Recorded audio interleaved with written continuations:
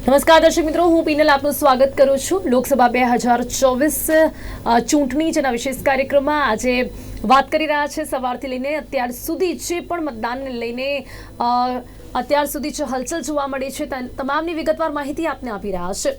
હવે આજે વાત કરી રહ્યા છે કે જે પ્રકારે અત્યાર સુધીમાં મતદાન થયું છે અને હવે જે ટકાવારી આપણી સામે આવે છે બપોરની 1 વાગ્યા સુધીની જે ટકાવારી હતી એ 37.83% હતી અને હવે પણ વધીને બહુ જ ઓછી કહી શકાય છે કે આ ટકાવારી આપણે ગણી શકીએ છીએ અને આમાં સૌથી વધુ જે મતદાન હોય અત્યાર સુધી બનાસકાંઠામાં થયું હતું, પણ હવે જે ટકાવારી આવી રહી છે તેમાં બનાસકાંઠાથી પણ આગળ નીકળી ચૂક્યું છે વલસાડ કે જ્યાં 58% મતદાન થયું છે.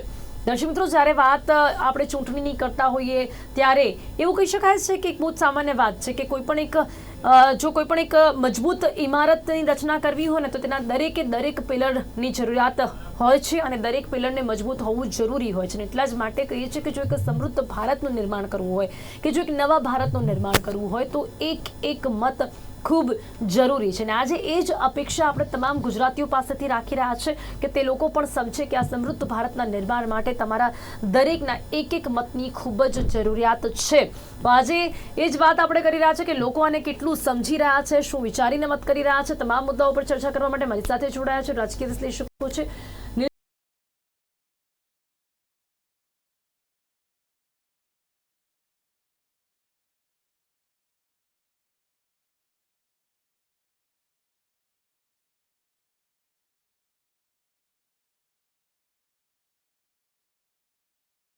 દિનેશભાઈ ધોળકિયા, જયવંતભાઈ પંડ્યા, બંનેનું સ્વાગત છે. ધન્યવાદ. જયવંતભાઈ, મતદાનની ટકાવારી હજી પણ ઓછી કહી શકાય છે અને જેમ કે આપણે હંમેશા જોતા હોઈએ છીએ કે મતદાન વધુ થાય પણ ત્યારે આ મતદાનની ટકાવારી ઓછી કહી શકાય છે. ના, મને એવું લાગતું નથી. જે મતદાનની ટકાવારી આવી રહી છે સરેરાશ એ પ્રમાણે મને લાગે છે કે 6 વાગ્યા સુધીમાં, કારણ કે આ એક સવારે 7 થી લઈને સાંજના 6 ઉનાળો છે, દિવસ લાંબો હોય એટલે આટલા સમય સુધી એ આપ્યું છે. તો એમાં સવારમાં જે રીતની લાઈનો જોવા મળી અને અત્યારે પણ ઘણા બધા વિસ્તારો, એક પોરબંદરનું આપણે અપવાદ ગણીએ અથવા તો એનું નિરાશાજનક ચિત્ર જરૂર છે, પરંતુ બાકીના જે મત વિસ્તારો છે, બેઠકો છે, એમાં ખૂબ સારું મતદાન થઈ રહ્યું છે. ખૂબ સારું નહીં પણ એવરેજ કહી શકાય અને ગયા વખત જેટલી એવરેજ આ વખતે જળવાઈ રહી છે. પરંતુ હજી પણ જે લોકો નીકળ્યા નથી ને એટલા માટે હું કહી શકું કારણ કે મેં પોતે મત આપ્યો છે. સવારમાં વહેલા જઈને શરૂઆતમાં આપ્યો છે એટલે એટલા માટે મેં 3 ઇડિયટ્સનો જે ડાયલોગ છે કે ગાડી ગેટ પે ખડી થી और फिर भी तूने चांस नहीं दिया, तो એ પ્રકારનું મેં લખ્યું છે. आज आलस मत कर वरना 50 वर्ष बाद जब तू बूढ़ा होके ऐसे ही किसी अस्पताल में पड़ा होगा तब सोचेगा कि वोटिंग स्लिप हाथ में थी, एक्टिवा गेट पर खड़ा था, छुट्टी भी थी, जरा से आलस छोड़ देता तो सारी जिंदगी कुछ और हो सकती थी. વાહ જી. તો આ એક વાત છે.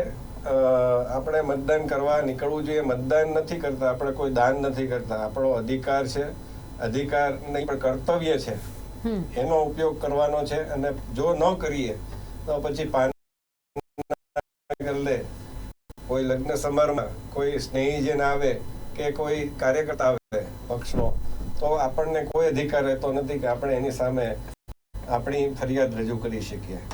પહેલું તો મતદાન કરવું જોઈએ, નિરાશ થયા વગર કરવું જોઈએ, કારણ કે જો કઈ કામ પક્ષો બધા કહે છે, ભૂતકાળમાં ભાજપ પણ કહેતો હતો, આજે કોંગ્રેસ કહે છે કે કામ જ નથી થયા.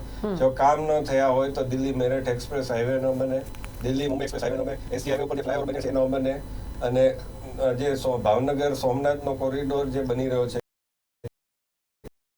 એ ન બને, કાશી વિશ્વનાથ ન બને, રામ મંદિર ન બને. આવું ઘણું બધું કહી શકાય એવું છે. ચંદ્રયાન ઉપર ભૂતકાળમાં આપણે અંગ્રેજીના સમયની વાત કરીએ તો ભૂતકાળમાં અંતરિક્ષમાં જ્યારે રાકેશ શર્મા ગયા અને એમણે કહ્યું કે એમને પૂછવામાં કે આપકો વહાં સે હિન્દુસ્તાન कैसा लग रहा है, तो એમણે બહુ સુંદર જવાબ આપ્યો હતો કે સારે જહાં સે अच्छा હિન્દુસ્તાન હમારા. તો એ ક્યારે એ સાંભળીને કયા હિન્દુસ્તાનીની, કયા ભારતીયની છાતી ગદગદ ન ફૂલી હોય, અને એ ક્યારે થઈ શકે? કંઈક તો થયું છે ને. એટલે આ જે એક વાત છે કે કંઈક થયું છે અને કંઈક નથી થયું, એ બેનો આપણે તાળો મેળવવાનો છે, બેની સરેરાશ કાઢવાની છે. જે નથી મળ્યું એની ફરિયાદ કરવાની છે, એની વાત રજૂ કરવાની છે, પરંતુ જે થયું છે એનો સ્વીકાર કરવાનો છે. અને એ સ્વીકાર કરીને કોઈ પણ નિરાશ થયા વગર મને લાગે છે કે આજે મતદાન કરવું જોઈએ. અને એ માટે આપણે સૌને અપીલ કરીએ કે જે લોકો હજી નથી કર્યું, તમે કર્યું હોય તો તમે બીજાને પ્રેરણા આપો. જી બિલકુલ બિલકુલ. નિલેશભાઈ, શું કહેશો? આપણે સતત પ્રયાસ તો કરી રહ્યા છે પરંતુ હજી સુધી આપણને એટલી ઇમ્પેક્ટ નથી જોવા મળી રહી, અને જો ઓછું મતદાન થાય છે તો કોને કેટલું નુકસાન? ઓછું મતદાન થાય એટલે માણસ પોતે જેને મત નથી આપ્યો એ પોતે જવાબદાર ઠેરવું છું. ખરાબ શબ્દમાં કહું તો મતી હશે તો મત આપશે ને, મતલબ જે મત નથી આપતા એને મતી નથી. સીધી વાત થઈ, કડવું પણ સત્ય. અને હજી પણ આપણી પાસે 2 થી વધારે કલાકનો સમય છે. જેમણે પણ મત ન આપ્યો હોય કોઈની ઉપર મહેરબાની કરવાની, પોતા ઉપર મહેરબાની કરવા મત આપે. કાલ ઉઠીને કાંઈ પણ બનશે જે તમારી ધારણા વિરુદ્ધનું, તમારી આશા વિરુદ્ધનું થયું તો એની માટે જવાબદાર તમે પોતે છો. કારણ કે તમે પોતે આ મહાપર્વમાં ભાગ નથી લીધો. અને હું મતદાન નહીં કહું, આને હું જાગૃતતા કહીશ, અથવા આ એક ફરજના ભાગરૂપે દરેક નાગરિકે 5 વર્ષમાં એક વખત કરવામાં પણ જો તમને વાગ લાગતી હોય, તકલીફ થતી હોય, ગરમી લાગતી હોય તો મને જવાબ આપો. તમને કામ ધંધા કરવામાં ગરમી નથી લાગતી? તમને લગ્ન સમારંભમાં જવામાં ગરમી નથી લાગતી? તમને તમારા કોઈ પરિચિતને મળવા જવામાં ગરમી નથી લાગતી? તકલીફ તો છે, તકલીફ લ્યો. આ તો 42 ડિગ્રી નથી આજે, તો માનો કે 42 47 ડિગ્રી 45 ડિગ્રીમાં આપણે કામ ધંધો કર્યો છે. પણ નિલેશભાઈ, શું લાગે છે આપને કે ચલો આજે ઓછું મતદાન જો આપણે કહીએ તો જે લોકો બહાર નથી નીકળતા, આપણે શું ગણી શકીએ? શું એમને ભાજપ પર ભરોસો નથી, કે એમને કોઈ વિકલ્પ નથી મળતો? શું કારણ, શા માટે આ નિરસતા જોવા મળી શકે? જે મતદાન નથી કરતા, વિકાસના કામો થઈ રહ્યા તો શું એક નથી રાખવા? શું એવું વિચારી લે છે કે ગમે તે કરીએ ભાજપ તો આવી જ જશે? કે પછી એવું વિચારી લેશે કે ચલો ભાજપ નથી પસંદ તો કોંગ્રેસ પણ નથી પસંદ? શું લાગે છે આપને? જે મતદાન નથી કરતા ને એમને પોતાના પર ભરોસો નથી. મારા મતનું શું વેલ્યુ, હું ન આપું તોય ચાલે ને આપું તોય ચાલે. મારા મતે તમે જ્યારે પોતાનું સ્વમૂલ્યાંકન નથી કરી શકતા તો તમે બીજાને કઈ રીતે ખરાબ કે સારા કહેશો? મતદાન એ જ કરવું જોઈએ, જરૂર કરવું જોઈએ. અને એટલા માટે કરવું જોઈએ કે એ કર્યા પછી તમે કોઈ વાત તમારી રજૂ કરવાને અધિકારી ત્યાં છો અથવા અધિકારને પાત્ર છો. મતદાન આપતા જ નહીં. હું પોતે જ ખરાબ શબ્દો બોલું ને તમને એમ કહું કે સારા શબ્દો વાપરો, એ કેટલું વ્યાજબી લેખાશે? પહેલાં તો શરૂઆત મારાથી થવી જોઈએ. અને મતદાન કરવામાં તમને તકલીફ શું છે એ મને કહો. ઘરની બહાર જવું પડે અડધી કલાક એટલું જ ને, કલાક જવું પડે એટલું જ ને. તમારી કરતાં ભણેલા ગણેલા કરતાં કહેવાતા પછાત સમાજના લોકો, વલસાડ આદિવાસી વિસ્તાર 60% જેટલું થયું. કહેવાતો બનાસકાંઠો જ્યાં પાણીનો પ્રોબ્લેમ છે, ઇન્ફ્રાનો પ્રોબ્લેમ છે, ઇન્ડસ્ટ્રીનો પ્રોબ્લેમ છે, જે અભ્યાસ માટેની મોટી કોલેજ સ્કૂલનો પ્રોબ્લેમ છે, એ તમારી કરતાં આગળ વધીને 55% મતે પહોંચી ગયા. તો જેમણે મત નથી આપ્યો એમને હું ચોક્કસ કહીશ, તમે પોતે જ તમારા મત ન આપવા માટે જવાબદાર છો. અને કાંઈ પણ વસ્તુ તમારી વિરુદ્ધની બને, સમાજ માટે ન ગમતી વસ્તુ બને તો એને જવાબ આપનાર, એને જવાબદાર તમામ મત ન આપનારા લોકો છે. ભલે રાજકારણીઓને આગળથી તમારી આશા ઠગારી નીવડી હોય એટલે તમે મત આપવા ન જઈ શકો, તો એવા કિસ્સામાં તો તમારે ડબલ જોરથી મત આપવાની જરૂર છે અને જવાબ આપવાની જરૂર છે કે તમે મારું ઈચ્છા પ્રમાણેનું કામ નથી કર્યું, લ્યો આ મારા મતથી હું તમને મારો જવાબ આપું છું. જી બિલકુલ. હવે અહીંયા વાત કરીએ જયવંતભાઈ, જે પ્રકારે મતની ટકાવારી સામે આવી રહી છે એમાં કઈ રીતે આ વખતે આપણે એ જોઈ શકીએ છીએ કે આદિવાસી વિસ્તારમાં જે મતદાન છે તે વધુ જોવા મળી રહ્યું છે? ચલો, સૌથી વધુ અત્યારે વલસાડ બેઠક આવી ગઈ છે, બીજા નંબર પર પણ બનાસકાંઠા બેઠક છે, અને આ બેઠકો પર ભાજપ માટે પડકારો, વડાપ્રધાન નરેન્દ્ર મોદીની રેલીઓ પણ ત્યાં જ થઈ છે. તો જયવંતભાઈ, શું લાગે છે આ વધુ જે મતદાન થઈ રહ્યું છે તેની અસર ત્યાંના ઉમેદવારને કારણે છે કે વડાપ્રધાન નરેન્દ્ર મોદીના ત્યાંના પ્રચાર પ્રસાર અને રેલીના કારણે છે? પહેલી વાત તો એ છે કે આખા ભારતમાં જો સર્વે કરવામાં આવે તો ગ્રામીણ અને વનવાસી એ જે પ્રજા છે એ મતદાન કરવામાં અચૂક આગળ રહે. જી બિલકુલ. ગામડા વિસ્તારમાં વધુ મતદાન થતું હોય છે. આપણા જે કહેવાતા શહેરીજનો છે ને એ ઘરમાં એસી માં સૂઈ રહેવામાં માને છે. આ બહુ નગ્ન અને ઘણું સત્ય છે. જી બિલકુલ. અને એ જ વસ્તુ છે કે ગ્રામીણ અને વનવાસીને હજુ પણ આજની તારીખે ઘણું બધું થયું છે, એમ છતાંય હું બહુ સત્યપૂર્વક કહું છું કે હજુ ઘણું નથી થયું. આજે પણ અમે સંખેડાનો એક હું જોતો હતો સમાચાર કે એ લોકો નદી ઓળંગીને મતદાન કરવા આવતા હતા. બોલો, હવે એ નદીમાં પસાર થાય એટલે પૈસા તમારા પગના જે પેન્ટના એ તમારે ભીના થાય, તમારા પગ ભીના થાય, એમ છતાંય એ નદી ઓળંગીને આવતા હતા. એ લોકો જે ભણવા જાય છે તો એ પુલ ક્રોસ કરીને જાય છે, ઘણીવાર હોડીમાં બેસીને જાય છે. એ એમનું જીવન છે દુષ્કર છે આપણી કરતા, છતાંય જાય છે. તો મને લાગે છે કે એ પહેલી વાત તો એ પોતાના જે કર્તવ્ય છે એની પ્રત્યે સભાન છે. એ આપણે અને ફિલ્મોએ બહુ મોટો ભાગ ભજવ્યો છે આ નેરેટિવ બનાવવામાં કે એ લોકોને કંઈ ખબર નથી પડતી. બાકી એમની પાસે જે જડીબુટ્ટીનું જ્ઞાન છે એમની પાસે જે પ્રકૃતિનું જ્ઞાન છે, આપણે મારા તમારા કરતા 100 દરજ્જે વધારે સારું જ્ઞાન છે. એ લોકોને ખબર છે કે કઈ ઋતુમાં શું પેલું ખવાય ન ખવાય, જેનાથી આપણે સાજા થઈ શકીએ. એ લોકોનું જે વૈદ્યું છે એ એક અદ્ભુત વસ્તુ છે, જે આપણે પણ એમાંથી અપનાવ્યું છે ઘણું બધું આયુર્વેદની દૃષ્ટિએ. એ લોકો પ્રકૃતિને પૂજે છે. ઘણીવાર એના માટે થઈને ઝઝૂમી ઉઠે છે જળ, જમીન અને જંગલને પ્રશ્ને. પહેલી વાત તો એ છે. બીજી વાત એ છે કે જો કમ્પેરિઝન કરવામાં આવે તો પહેલા કરતા, હું એમ નથી કહેતો કે બધું 100% સારું થઈ ગયું, પણ પહેલા કરતા, અને ખાસ કરીને વડાપ્રધાન નરેન્દ્ર મોદી જ્યારે અહીંયા મુખ્યપ્રધાન પણ હતા ત્યારે પણ એમણે આદિવાસીઓ માટે, વનવાસીઓ માટે ખૂબ ઘણું બધું યોજનાઓ કરી. એકલવ્ય છાત્રાલય, વનબંધુ કલ્યાણ યોજના, અને હમણાં તો એણે બિરસા મુંડા યુનિવર્સિટી, બિરસા મુંડાનો જન્મદિવસ છે, જનજાતીય ગૌરવ દિવસ તરીકે ઉજવવાની વાત છે. હમણાં એક નવી યોજના શરૂ કરી, 24,000 કરોડની જનમન યોજના. તો આ પ્રકારનું ઘણું બધું એમણે કર્યું છે. રાષ્ટ્રપતિ તરીકે મહિલા રાષ્ટ્રપતિ દ્રૌપદી મુર્મુ, તો એને મૂકે. સામે પક્ષે કોંગ્રેસના અધીર રંજન ચૌધરી, જે ખરાબ રીતે એમને કીધું, એ મારે શબ્દ રિપીટ નથી કરવા. તો એ પ્રકારનું, અને મને લાગે છે કે વડાપ્રધાને જે એક પ્રયત્ન કર્યો છે, અને તમે 2002 થી કન્ટિન્યુઅસ જુઓ તો જે આખો જે અંબાજીથી લઈ અને ઉમરગામ સુધીનો પટ્ટો છે, 2002માં રમખાણો થયા પછી આદિવાસીઓમાં પણ એક જાગૃતિ આવી છે હિન્દુ તરીકેની. એક પ્રયાસ એવો ચાલે છે બીજા બધા લોકો દ્વારા કે હિન્દુ નથી, પરંતુ એ હિન્દુ જ છે. અને એ લોકો પણ પોતાની જાતને ઘણા બધી અંશે હિન્દુ માને છે. એમાં કન્વર્ઝનના ઘણા બધા પ્રયત્નો થાય છે. એની સામે આ એક પ્રયત્ન છે, અને મને લાગે છે વલસાડ હોય, સાબરકાંઠા હોય કે બીજા કોઈ પણ, દાહોદ કે પંચમહાલના તમે જુઓ, અથવા મધ્યપ્રદેશ, છત્તીસગઢ, રાજસ્થાન, તો એમાં આદિવાસીઓનું પ્રમાણ છે મતનું સારું રહેતું હોય છે. જી બિલકુલ બિલકુલ. નિલેશભાઈ, પણ આ વખતે જો આ બંને બેઠકને આપણે એવું જોઈએ કે ગામડા વિસ્તારની બેઠક છે, આદિવાસીઓ હંમેશા આગળ જોવા મળતા હોય છે. બે જ રીતે આપણે આ બેઠક વિશે ચર્ચા કરીએ, એના કરતાં પણ વધારે આપણે એ પણ જોવું પડે કે આ બંને જ બેઠકોના જે ઉમેદવાર છે ને કોંગ્રેસના, એ ઉમેદવારો પર પણ આપણે નજર કરવી પડે. કારણ કે ત્યાં કોંગ્રેસમાંથી અનંત પટેલ છે, તો એક તરફ આપણે ગેનીબેન છે. એટલે જ્યારે આપણે એ જોઈએ કે આ બંને બેઠકો પર કોંગ્રેસના જે ઉમેદવાર છે એ થોડા સક્ષમ, થોડાને કંઈક વધારે સક્ષમ ઉમેદવાર કહી શકીએ, અને ત્યાં જો જે ટકાવારી છે તે પણ વધારે, તો આ શું સંદેશો છે અને શું ચિત્ર સ્પષ્ટ કરે છે? હમણાં જીવનભાઈ એમની ડિબેટમાં વાત કરી કે સરકારે આટલી યોજના તરતી મૂકી છે, વહેતી મૂકી છે, અમલીકરણ થયું છે કે થવા જઈ રહ્યું છે.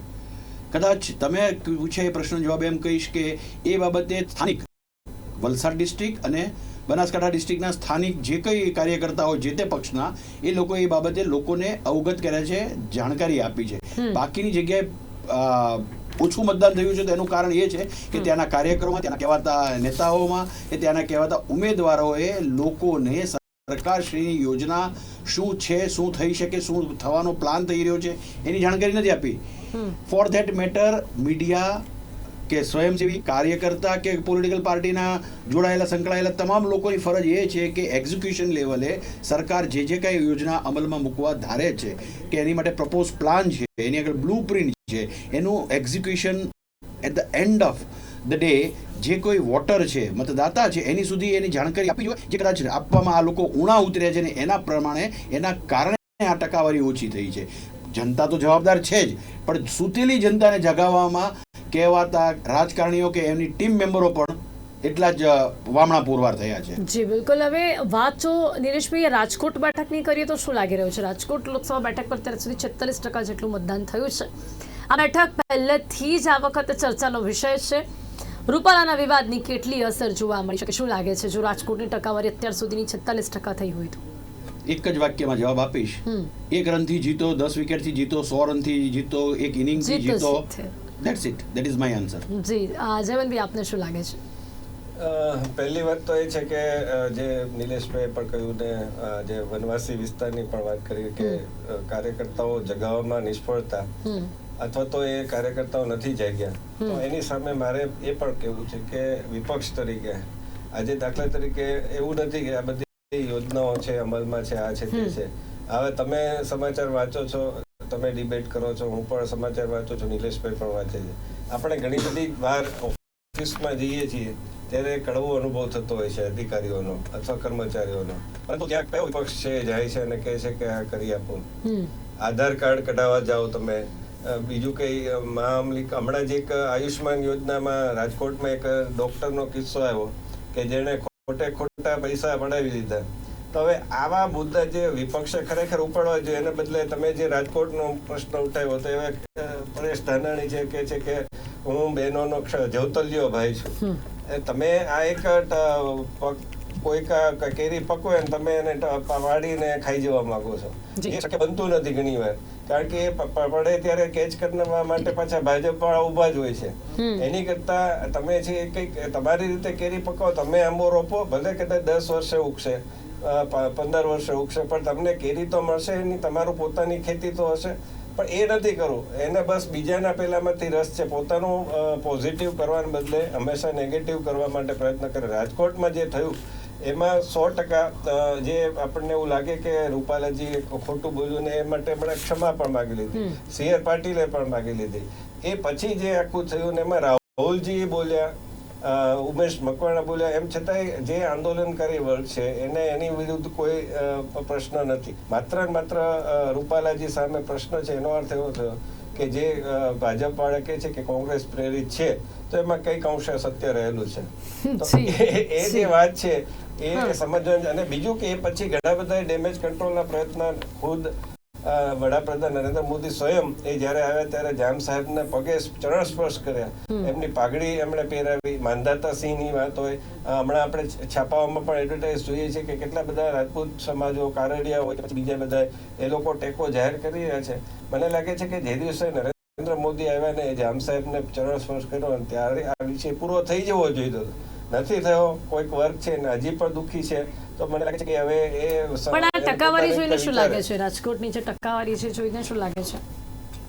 નિલેશભાઈ, રાજકોટની વાત કરીએ, ટકાવારી તો એ તમે કીધું ભર્યું નાળિયેર છે, શ્રીફળ ફૂટશે એટલે ખબર પડશે અંદર કેટલું પાણી છે. ઘણી વાર તમારી વાતને હું અનુમોદન આપું કે રાજકોટના કિસ્સામાં વોટ અબાઉટ અધર 25 ડિસ્ટ્રિક્ટ્સ, બધી જગ્યાએ તો આ પ્રોબ્લેમ નહોતો રૂપાલાજી જેવો. ત્યાં લોકો કેમ નથી આવ્યા, ત્યાં લોકો કેમ જગ્યા નથી, અથવા ત્યાં લોકોને જગાડવામાં બંને પક્ષ, દરેક પાર્ટી કેમ ફેલ ગઈ, એમને પોતાને જ રસ નથી રહ્યો એવું લાગે છે. હવે જ્યારે મારા લગ્નમાં વરરાજા તરીકે મને જ રસ ન હોય તો જાનૈયાને શું કામ રસ હોય? સ્વાભાવિક પ્રશ્ન છે. તો તમને હું એ કહી રહ્યો છું, પોલિટિકલ પાર્ટીને ભૂલી જાઓ મારા વાલા શ્રોતાજનો, દર્શકો, ગુજરાતના નાગરિકો કે આ કાર્યક્રમ જોતા તમામ લોકો, જ્યાં જ્યાં ચુનાવ ક્ષેત્રમાં તમારે મત આપવાનો છે ત્યાં કૃપા કરીને મત આપો. જેને આપવો એને આપો, ન ગમતો હોય તો નોટા પણ આપો, જેથી કરીને નોટા દ્વારા પણ લોકોને ખબર પડે છે કે કેટલા લોકોનું સરકાર પ્રતિ કે વિપક્ષ પ્રતિ ખરાબ વલણ, ખોટું વલણ છે. તમે શું કહેવા માંગો છો? જી ચેવનભાઈ, આ જ્યાં સૌથી વધુ મતદાન થયું છે ત્યાંની આ ઉમેદવારોની લડાઈ વિશે શું કહેશો આપ? ધવલ પટેલ અને અનંત પટેલ, મેં કહ્યું કે જ્યાંના કોંગ્રેસના ઉમેદવાર આપણને થોડા મજબૂત જોવા મળતા હોય, ત્યારે ખાસ કરીને જ્યારે વાત આપણે સૌથી વધુ બેઠક પર જ્યાં મતદાન થયું છે વલસાડની કરી, ત્યાં ભાજપે ધવલ પટેલને ઉભા રાખ્યા. આ બંનેને સામસામે આપ કેવી રીતે જોઈ રહ્યા છો કે ક્યાંક ઉમેદવાર સુધીની આ જંગ કોના તરફી વધારે જોવા મળી? પહેલું તો જો કોંગ્રેસના કેટલાક ઉમેદવારો ખરેખર સારા ઉમેદવારો છે, આનંદ પટેલ, ગેનીબેન, બરાબર, જેનીબેન, લલિત વસોયા, આ 4 ઉમેદવારો તો એમ કહી શકાય કે ખૂબ જેન્યુઇન છે, લોકોના પ્રશ્નો માટે લડે છે.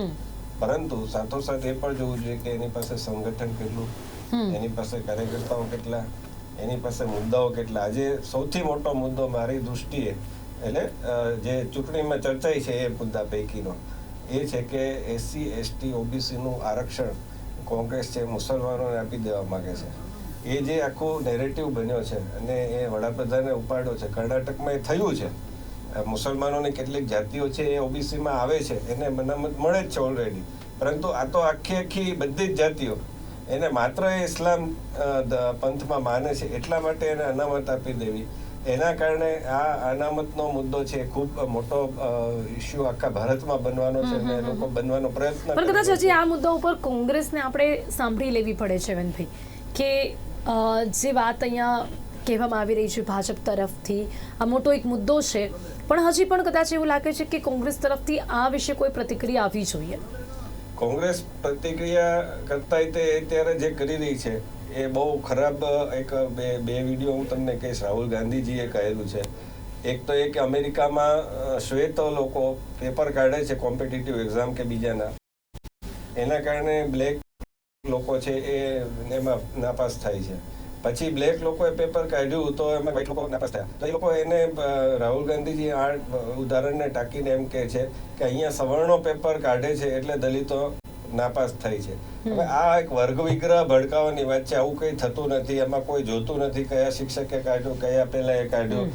અને તમે મીડિયામાં પણ એ પત્રકારોને પૂછે છે એમાં કેટલા ઓબીસી છે, આમાં કેટલા. આપણે મીડિયામાં મેરિટના આધારે કોણ કોની જાતિને કોઈ પૂછતું નથી.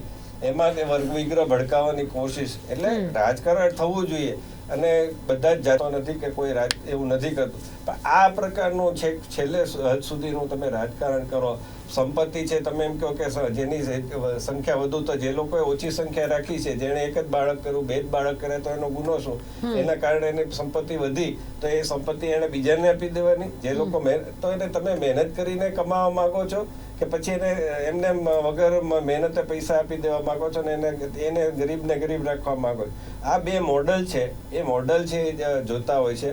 એટલે હું ફરી વાર કહું છું કે આનંદ પટેલ લોકો માટે લડે છે, જેનીબેન લડે છે, કે પછી ગેનીબેન લડે છે, દારૂ માટે ખૂબ લડે છે ગેનીબેન, પણ સમાજના પ્રશ્નો માટે લડે છે. લલિત વસોઈ પોતે એટલા મક્કમ રહ્યા છે. પણ એમ છતાં જયારે આખી જે બધા, કારણ કે બધા નીતિ જોવે છે. આજે એવું નથી કે વનવાસી છે એ પણ હવે શહેરમાં આવી ગયા છે. એ લોકો પણ કામ કરવા શહેર આવે છે. એ લોકોમાં પણ ડોક્ટરો બને છે, એ લોકોમાં પણ એન્જિનિયર બને છે. તો એ લોકો એ બધું જ સમજતા હોય છે કે એવું નથી કે હવે નથી સમજતા. જી જી બિલકુલ. તો અહીંયા ખાસ કરીને જ્યારે આપણે જે પ્રકારે જો ઉમેદવારોની વાત કરી રહ્યા છે તો વાત કરીએ હવે નિલેશભાઈ, આપણે જ્યાં 50% જેવું મતદાન એટલે જ્યાં સારું થયું છે. બીજું એ છે સાબરકાંઠા. શું કહેશો સાબરકાંઠા માટે? ત્યાં પણ 50% જેટલું મતદાન થયું છે ને સાબરકાંઠામાં શોભનાબેન બારૈયા અને તુષાર ચૌધરી આ બંને ઉમેદવાર ઊભા રાખ્યા છે. અને ત્યાં પણ જે બીજા બધા છે ને ત્યાં 50 કરતાં નીચું મતદાન થયું છે. પણ અહીંયા આ એવા લોકસભા વિસ્તારની આપણે વાત કરી રહ્યા છીએ જ્યાં 50%થી વધુ મતદાન થયું હોય તો એમાં સાબરકાંઠા પણ આવે છે. નિલેશભાઈ, બીજા ગામની, બીજા રાષ્ટ્રની, બીજા રાજ્યની તુલનામાં 50%ને સારું મતદાન કહેતા હો એ મને સ્વીકાર્ય એટલા માટે નથી. It is not an obligation to the nation from one person, that is the senior citizen or a citizen. તમે મહેરબાની નથી કરતા મત આપીને, અને 50%ને સારું મતદાન લોકો કહે એ જ તમારી કે સમાજની વિચારધારા દર્શાવે છે કે તમે કેટલા નારાજ છો, કે તમે કાર્ય પ્રતિ કેટલા દૂર ભાગો છો. મત આપવા માટે સરકારશ્રીએ રજા આપી છે, પ્રાઇવેટ જોબ કરનારા લોકોને રજા છે, કાનૂનન બધાને રજા છે. કોઈ વ્યક્તિ ના નથી પાડી શકતો તમને મત આપવા માટે. અને દરેક જગ્યાએ, દરેક ખાનગી પેઢી હોય, ખાનગી સંસ્થા હોય, સરકારી સંસ્થા હોય, કોઈ પણ કોર્પોરેટ ક્ષેત્ર હોય, બધાને મતદાન માટે રજા આપવામાં આવી છે. પણ તમે રજાનો સદુપયોગ કરો છો કઈ રીતે? અને તમે વાત કરી સાબરકાંઠાની, તો સાબરકાંઠામાં પણ બંને જે કહેવાતો પછાત વિસ્તાર છે, કહેવાતો અલ્પવિકસિત વિસ્તાર છે as compare to other districts of Gujarat, પણ ત્યાં પણ તમે 50% સારું મતદાન કહો છો એ સારી વાત છે. એ બીજા કહેવાતા મોટા મોટા શહેરો કે મોટા મોટા ડિસ્ટ્રિક્ટ માટે લપડાક સમાન છે. તો નાનો વાંદરો સિંહને લાફો મરી ગયા જેવી એ ઘટના થઈ. એટલા માટે ઘટના થઈ કે ત્યાંના લોકોને પણ, જેમ જયવંતભાઈ અગાઉ કીધું હતું કે ત્યાં એટલી બધી ઇલેક્ટ્રિસિટીની ફેસિલિટી નહીં હોય, બધાને એસી નહીં હોય, બધાને સુખ સાહેબીમાં જ રહેવાની સુવિધા નહીં હોય જેટલી મોટા સિટીમાં કે મોટા ડિસ્ટ્રિક્ટ્સમાં મળે છે. છતાં એ લોકોએ પોતાના જે કંઈ સંસાધિત વિકલ્પો છે, નદી પાર કરીને જવું, ડુંગરા ચડીને જવું, ચાલીને જવું, ટ્રાન્સપોર્ટ ન હોય, ગરમીમાં ઇલેક્ટ્રિસિટીમાં પંખા ન હોવા, લાઇટ ન હોવી, અને પોતા પાસે જવા આવવા માટે વાહન ન હોય તો પણ કોઈ પણ માધ્યમે એ લોકો પહોંચ્યા છે. એ લોકોને મારા પ્રણામ છે. અને એ લોકોને સાબરકાંઠા, બનાસકાંઠા, ભરૂચ અને વલસાડ, આ 4 જે કહેવાતી ડિસ્ટ્રિક્ટ છે, આજે ડાંગનું રિઝલ્ટ આપણી આગળ નથી આવ્યું, મને ખબર નહીં આપણી પાસે શું ફિગર્સ છે. આ બધા તે દર વખતે સારા મતદાન કરી જાય છે અને આપણને તોય સબક નથી મળતો. દુઃખદ ઘટના છે. જી જી જી બિલકુલ. અને હવે જે રીતે અત્યારે આપણે વાત કરી રહ્યા છીએ ને ત્યારે જયવંતભાઈ આપણે એ પણ જોયું છે કે આ તો વાત છે ત્રીજા તબક્કાની મતદાન. નિલેશભાઈ કહ્યું કે 50%ના મતદાનને પણ આપણે સારું મતદાન કહીએ, આ બિલકુલ પણ યોગ્ય વાત નથી. પણ એ પહેલાં બીજા 2 તબક્કા જે થઈ ચૂક્યા છે પહેલાં, એ તબક્કામાં પણ આપણે ઓછું મતદાન જોઈ ચૂક્યા છે જયવંતભાઈ. અને હવે ત્રીજા તબક્કામાં પણ આ જ સ્થિતિ જોવા સુધી તો પહોંચી જ રહ્યા છે. સાંજ સુધી ચૂક્યા આપણને હવે કલાક જેટલું જ બાકી છે, સમય કલાક 2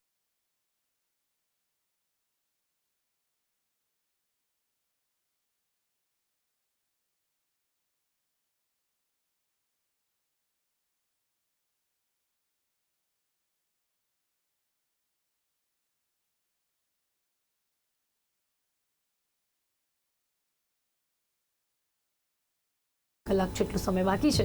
2 તબક્કામાં ઓલરેડી આપણે જોયું છે કે ઓછું મતદાન થયું છે. આપણે ત્યાં જે છેલ્લા કેટલાક વર્ષોથી આંદોલનો થયા એ આંદોલનોનો એક સૂર એવું છે, ખાસ કરીને સામ્યવાદી. એનું પાલન કરશું તો એમાં આપોઆપ બીજાનો હક આવી જશે, અધિકાર આવી જશે. પિતા છે પોતાનો કર્તવ્યનું પાલન કરશે તો પુત્ર અને પુત્રી અને પત્નીનો એમાં અધિકાર આવી જશે, એને ભાગવા નહીં પડે. એવી રીતે પુત્ર અને પુત્રી અને પત્ની એક રહે તો એને ઓટોમેટિક પતિનું પણ આવી જશે. હવે જે નાગરિક પોતાના અધિકાર કર્તવ્યનું પાલન કરે તો એને પછી અધિકાર મળવાના જ છે, અને સરકારે કરવું પડે કર્તવ્યનું પાલન. તો એને પણ સામે પક્ષે મતદાન કરવા લોકો જશે. પરંતુ આપણે ત્યાં થયું એવું કે મને શું અને મારું શું. હવે આમાં હું મતદાન કરું કે ન કરું. આપણે અકબર બિરબલની વાર્તા સાંભળી છે કે હોજમાં દૂધ નાખવા જવાનું હતું, પણ કેટલાકે વિચાર્યું કે હું નહીં નાખું તો શું ફેર પડશે, હું પાણી નાખી દઈશ, તો એ પાણી નાખ્યું. તો એ રીતે આપણે ત્યાં મતદાનનો જે એક ટ્રેન્ડ રહ્યો છે એ ટ્રેન્ડ એવો છે કારણ કે આપણા લોકો ભાવનાત્મક વધારે છે, શિક્ષિત, જે ઇન ધ સેન્સ આપણે બીએસસી બીએડ ને એ બધાની વાત નથી કરતો. શિક્ષિત એટલે આપણે જે જવાબદારીઓ પ્રત્યેની શિક્ષા એની આપણને નથી હજુ પણ. એટલે આપણે ગમે ત્યાં કચરા ખીધો, આપણે લાઈનમાં ન ઊભું રહેવું, આપણે સ્વચ્છતા ટ્રાફિકના નિયમોનું તોડવું, આ બધા પ્રકારની આપણે અભણ છીએ આ બધી દૃષ્ટિએ, એવું હું માનું છું. અને એટલા માટે જ્યારે મારો સમાજ છે એને કઈ અન્યાય છે તો હું મતદાન કરવા નીકળીશ, હિન્દુ મુસલમાનનું છે તો હું મતદાન કરવા નીકળીશ, પણ સરકારને પાડી દેવી છે તો હું નીકળીશ. અથવા સરકારને 2002 માં સરકારને જાળવાનો પ્રશ્ન હતો, હિન્દુ મુસલમાન રમખાણો થયા હતા, ગોધરાકાંડ થયો હતો, તો હું મતદાન કરવા નીકળીશ. પણ કઈ નહીં હોય તો હું મતદાન કરવા નહીં નીકળું. આ મેન્ટાલિટી છે એ આપણને નુકસાન. અત્યારે તો છે મુદ્દાઓ નિલેશભાઈ, પછી કેમ ના નીકળે લોકો? કેમ આપને નથી લાગતું કે અત્યારે તો ક્યાં કંઈ નથી, કેટલું બધું જોઈએ છે લોકોને? આપણે નીકળે છે ત્યારે ઘણી વાતો સાંભળીએ છીએ, છતાં પણ કેમ ન નીકળે લોકો? હવે એ જ મોટો પ્રશ્ન મને પણ થાય છે કે મને અનએમ્પ્લોયમેન્ટનો પ્રશ્ન છે, મને સુખ સુવિધાનો પ્રશ્ન છે, મને બિપાશા એટલે કે બીજલી પાણી સડકનો પ્રોબ્લેમ છે, અથવા મને બિપાશા કીધું મજા આવી ગઈ. કહેવાનો મારો મતલબ એ હતો કે મને જે વસ્તુ સ્વાસ્થ્યની જરૂર છે ભાઈ, એમ તો નગરનો મતલબ થાય છે નળ ગટર ને રસ્તા, પણ મને બિપાશા ગમે, તમને નગર ગમે, પોતપોતાની પસંદ છે. એટલે આપણે પેલી વાત એ કરતા હતા કે ડેવલપમેન્ટમાં પણ જો મારી નારાજગી છે તો પણ મારે મત આપવો જોઈએ, મારી નારાજગી જતાવવા પણ મારે મત આપવો જોઈએ. મને અનએમ્પ્લોયમેન્ટ છે, મને સારા સ્વાસ્થ્યની તકલીફ છે, મને અભ્યાસની તકલીફ છે, મને રોડ રસ્તાની તકલીફ છે, તો પણ મારે એનીથી નારાજગીથી હું મત નહીં આપું એટલે મારું કામ ચાલી જશે? શું એ પ્રોબ્લેમ સોલ્યુશન છે? ના. 100 વાતની એક વાત, જેટલા પણ કાર્યક્રમો જોવે છે, કાર્યક્રમો, મારે 2 હાથ જોડીને તમને નમ્ર નિવેદન કરવાનું, કૃપા કરીને કોકની ઉપર મહેરબાની કરવા જાઓ છો, મારી ઉપર મહેરબાની કરવા જાઓ છો, એવું સમજીને મત આપવા જજો પ્લીઝ. જી જી બિલકુલ. હવે જયવંતભાઈ, આપણે ગુજરાતમાં જે એક નવી વાત કરી રહ્યા હતા, કદાચ વિચારી રહ્યા હતા કે ચલો જે પ્રકારે કોંગ્રેસ અને આમ આદમી પાર્ટીનું ગઠબંધન થયું, સામસામે લડતી પાર્ટીઓ એક થઈ, એની કેટલી અસર જોવા મળી ગુજરાતમાં? આપણે શું જોઈ શકીએ છીએ ઉમેદવારોમાં, પ્રશ્નોમાં, રેલીઓમાં, પ્રચાર પ્રસારમાં કે એમની વાતમાં શું નવું જોવા મળી શક્યું આપણને આ ગઠબંધનના કારણે? તમે કીધું એટલે મને ખબર પડી કે બે એક છે. મને તો આમાં કઈ એક લાગતા નથી. આમાં ઇન્ડી ગઠબંધનના કયા પક્ષો છે? એક છે આ પંજાબમાં આપ પડે કોંગ્રેસના હાથનો મૂકવા દીધો. દિલ્હીમાં તમે જુઓ તો સોનિયાજી જે વિસ્તારમાં રહે છે ત્યાં એને આપના ઉમેદવારને મત આપવો પડશે. શક્તિસિંહજી જે ભાવનગરના છે ત્યાં એમણે આપને મત આપવો પડે. એવી રીતે ભરૂચમાં અહેમદ પટેલનો પરિવાર રહે છે, મુમતાઝ પટેલ, તો એ કહે છે કે મારી તો ચૈતર વસાવાને જરૂર નથી. ચૈતર વસાવા કહે છે કે મુમતાઝ પટેલ એમને સમય મળશે તો અમારે પ્રચારમાં આવી જશે. મને તમે બતાવો કે આ લોકોનું ગઠબંધન કેવું ગઠબંધન? નહીં તો એવું લાગ્યું છે જયવંતભાઈ આપને કે ક્યાંક આ લોકો ગઠબંધન કરીને તો વધારે ભાજપને મજબૂત બનાવી દીધું. એના માટે તમારે જે ત્યાગ કરવો જોઈએ. દાખલા તરીકે ભૂતકાળમાં ગઠબંધનો નથી થયા એવું નથી. ચીમનભાઈ પટેલનો જે જનતા દળ હતું ને ભાજપનું હતું, બે વચ્ચે ગઠબંધન થયા છે. એ પણ લડાઈ સંયુક્ત રીતે કોંગ્રેસને હરાવી દીધી. તમારો જો ખરેખર આશય એવો હોય કે ભાજપને હરાવવો છે તો તમારું ગઠબંધન ગયા જૂન મહિનાથી ચાલતું હતું. પટનામાં બેઠક મળી હતી, પછી મુંબઈમાં મળી, બેંગ્લોરમાં મળી, પણ તમે કર્યું શું? તો કે ઈટિંગ મીટિંગ ને ચીટિંગ, એકબીજાને ક્યાંય સુધી બેઠકો નક્કી ન થયું. પશ્ચિમ બંગાળમાં મમતા બેનર્જીએ 42 ઉપર પોતાના ઉમેદવાર ઉભી રાખી દીધા, અને અધીર રંજન ચૌધરી એવું કહે છે કે તૃણમૂલને મત આપવા કરતા તો ભાજપને મત આપવો સારો. તો એ દરેક જગ્યાએ આ પ્રકારની સ્થિતિ છે. અને એમાં આપણે કઈ રીતે, એટલે કદાચ તમે જે કહો છો ને કે નિરાશ છે, તો એક કારણ આ પણ હોઈ શકે. બીજું કે કોંગ્રેસના ઉમેદવાર નિલેશ કુંભાણી હોય કે ઇન્દોરના ઉમેદવાર હોય એ છેલ્લી ઘડીએ ખસકી જાય અથવા તો એ ચૂંટાઈને આવે તો પણ ક્યારે ભાજપમાં જોડાઈ જાય કે નક્કી નથી.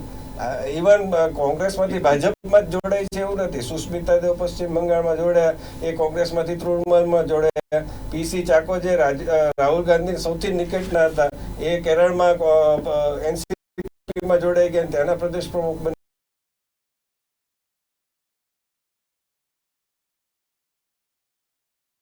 ગયા. ઘણા લોકો છે આપમાં જોડાઈ ગયા. તો એના કારણે જનતા નિરાશ છે. એક રીતે આપણે એની વાતને પણ સમજવી પડે કે કેમ નિરાશ છે. પણ એ નિરાશ અને નારાજ જનતાએ પણ બહાર નીકળીને વોટ તો કરવું જ જોઈએ, તો જ એમની જે નારાજગી છે એ દૂર કરવા માટેનો કોઈ રસ્તો એમને મળશે. જયવંતભાઈ, શું કહેશો? ગુજરાતની જનતાને ફરી એકવાર કલાક 1.5 કલાક જેટલો પણ સમય બાકી છે, હજી પણ જાગૃત થાય અને મત કરો ગુજરાત. શું કહેશો જયવંતભાઈ? જો તમે લગ્ન કરવા જાઓ કે કોઈ રેસ્ટોરન્ટમાં જમવા જાઓ, લગ્ન કરવા જાઓ તો ઉર્વશી, રંભા કે મેનકા તમને નથી મળતી. તમે જે હોય તે સ્વીકારો છો ને, બેસ્ટ આઉટ ઓફ વેસ્ટ એના જેવું તમે સ્વીકારો છો, જે મળ્યું તે સારું. એમ તમને લાગે કે ભાઈ આ નથી પરફેક્ટ, 32 લક્ષણા નથી, પરંતુ જે છે એ ઓછો ખરાબ, અથવા તો જે એમાં 90-100માંથી કંઈક 90 છે, 80 છે, 70% સારું છે વસ્તુ, એને તમે સ્વીકારો. જી નિલેશભાઈ, અંતે ફરી એક વખત અપીલ શું કરશો, શું કહેશો ગુજરાતની જનતા? કોઈ સારો ઓછો ખરાબ હોય એને મત આપજો, પણ આપજો. જી બિલકુલ, અમારી સાથે જોડાવા બદલ આપનો ખૂબ ખૂબ આભાર. સમય સમાપ્ત થાય છે. આભાર. એક વખત જતી વખતે એ જ કહેવા માંગીશ, ખૂબ ઓછો સમય બાકી છે અને ગામડાના વિસ્તારોની વાત કરીએ છીએ, આદિવાસી વિસ્તારની વાત કરીએ છીએ, બનાસકાંઠા જેવો વિસ્તાર છે, વલસાડ છે, ત્યાંના લોકો બહાર નીકળી રહ્યા છે, મતદાન મથક સુધી જઈ રહ્યા છે. જ્યારે ગામડાના લોકો પોતાના અધિકાર માટે, પોતાની સુવિધાઓ અને વ્યવસ્થા માટે બહાર નીકળી શકે છે, તો શહેરી વિસ્તારના લોકો કેમ પાછા રહીને? હજી પણ આપની પાસે સમય છે. બહાર નીકળો અને મત કરો ગુજરાત. અત્યારે આ કાર્યક્રમમાં બસ આટલું જ. ફરીથી મળીશું. રજા આપશો. નમસ્કાર.